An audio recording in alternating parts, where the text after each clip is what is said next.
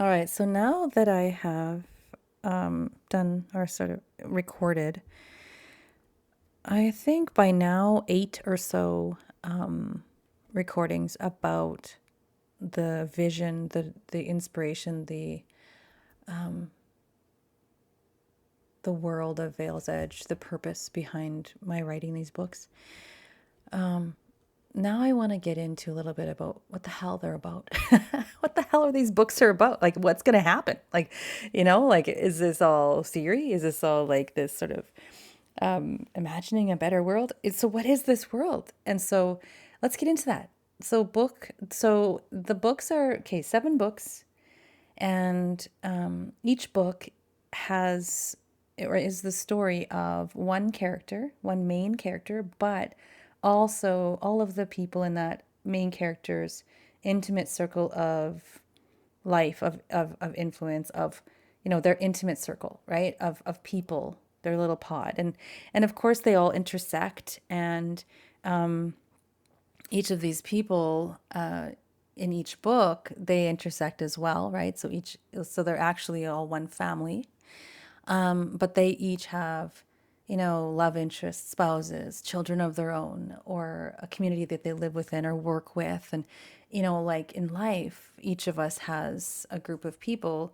that we are the most connected to. And maybe at the time, and sometimes even throughout our entire life itself. So these books are about Kalea and Anahata and their child, whose name is Kamaria, and they call her Coco. Not a lot of people do, but they do, and there's a reason for that, and you'll read about that. And the other books are about their children, or her children, sorry. So they have one child, one daughter, Kamaria, and she's an adult. And she has children who are also adults, and a couple of them have their own children. So there is Molina in book two. So Kamaria's book is book one. Molina's book is book two. And then her next daughter, Indigo, that's book three. And the next daughter would be Cressida, who's book four. Book five is about Poppy's story. And then book six is Coda, which is the only son, and he's the youngest. And then Anahata and Kalea, we return to them, and that's their book. That's what we end on. So I'm going to tell you a little bit now about book number one, Kamaria's story, Kamaria's circle.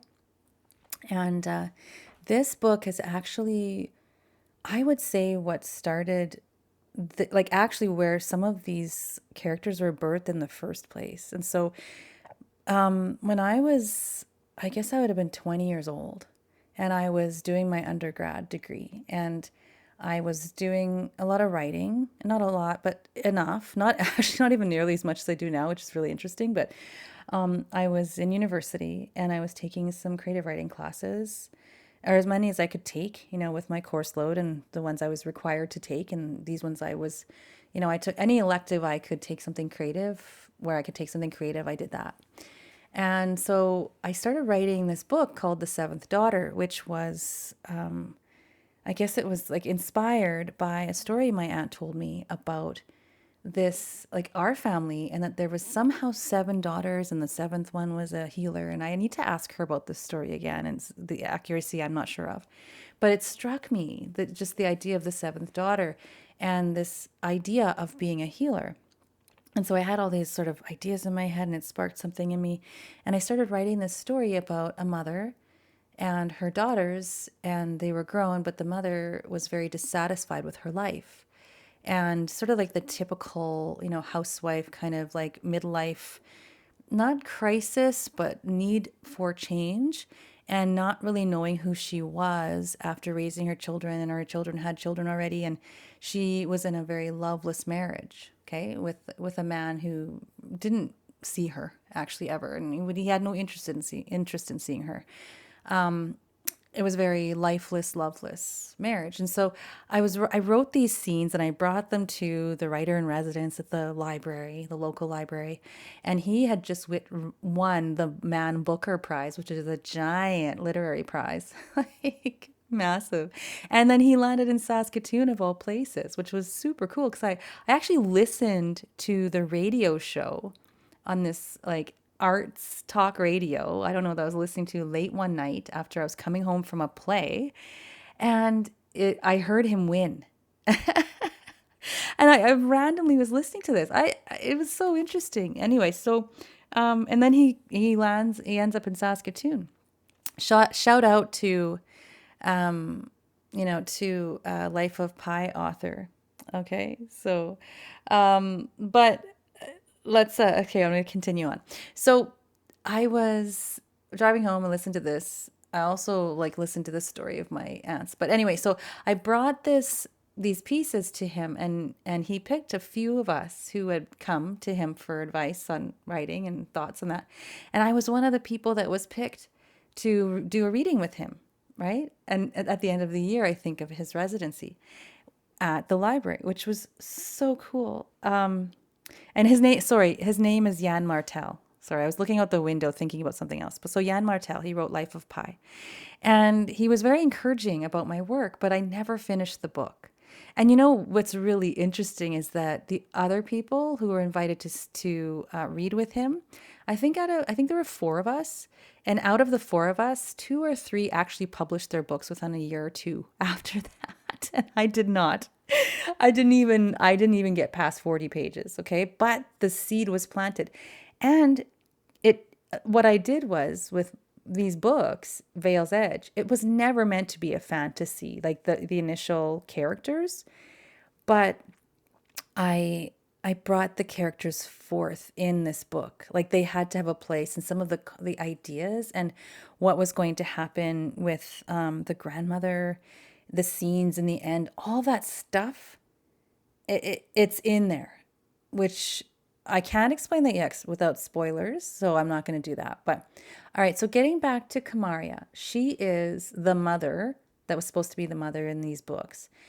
And she is a mother, but she's not the mother in this book. The mother would be Kalea. Like, well, actually, she's the grandmother, but in this family unit, if in relation to most of the characters that are highlighted in the rest of the books. Okay, so this is multi-generational. So if you're talking about three generations, we're talking about grandmother, mother, and child, I suppose, but then there are grandchildren as well.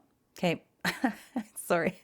It's so complicated. I'm reeling myself back. All right. So Kamaria's book is similar to the story of the woman that I was explaining, loveless marriage and all this stuff, but it's not really, because what happens with Kamaria is that in this Eastern realm, in the Eastern realm, they live outside of the veil, right? Like they're the stewards, they are the lighthouses, right? Like they're the people that hold space for the people in the Western realm that, come out from under the veil, and they're disoriented, and they really are seeking a more harmonious way to live, a freer way to live, to get out of the prison of that matrix that they thought was reality, right? And so Kamaria she's born in the Eastern realm. So she's somewhat, like, she's very earnest, somewhat naive. And at the time that she decides to leave the Eastern realm and travel to the Western realm as an envoy. So they have envoys in this world.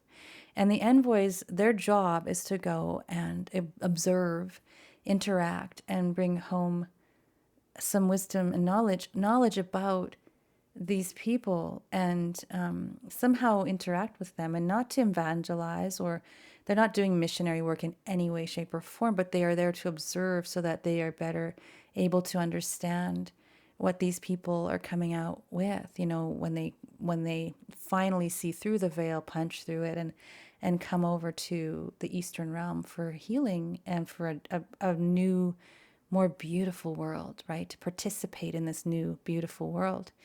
So she goes over as an envoy. And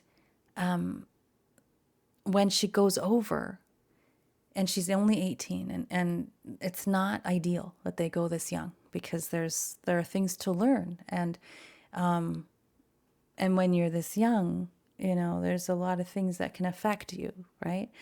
When you are no longer in that fertilized garden, right? When you are sort of like venturing out on your own. So into a place that's very foreign to her and very influential. And so she ends up staying there and has children there and then returns home. And it's the whole story about that experience in the Western realm with a man she falls in love with named Kage, and it's spelled actually Kage, like almost like cage, but it's pronounced Kage, and there's a reason for that. And it's all so very seductive and interesting, and she's so curious and naive in her curiosity, which is beautiful. And she learns so many things about life and love and connections to others and motherhood, and brings back pain. She brings back insight. She's matured, but maybe feels a little damaged. But it's a story of resurrection, of reawakening, of remembering, and of of returning home to self. Who was she? She's also an artist. She's a painter. And so throughout the story you'll get a feeling for what art means in the Western realm, the way we understand it, and then the Eastern realm, how they experience art. And I'm really excited to bring you through some of those experiences through how I write them and how I read them, and how the images are painted for you with words and also with sound. So I'm excited for that. It's a story that is about reconnection with family and roots, and how, laying that foundation of, a strong foundation of love is literally unlocking the door, for an open invitation to always return. And so, what else can I tell you? So her children, so she has 4 daughters, and when she returns, she's pregnant with her son. And so I'm not going to tell you any more due to spoiler alert. But throughout this book, it's again, like I said, all 7 books they take place in one day from each, and each book is different perspectives of that day. But interspersed in Kamaria's day is her is our flashbacks of that give all the backstory and all the scenes and all the it's really basically the story of how they got here to this day. So this is book 1 is the story of Kamaria, and I hope you love it. I really, really hope you love it.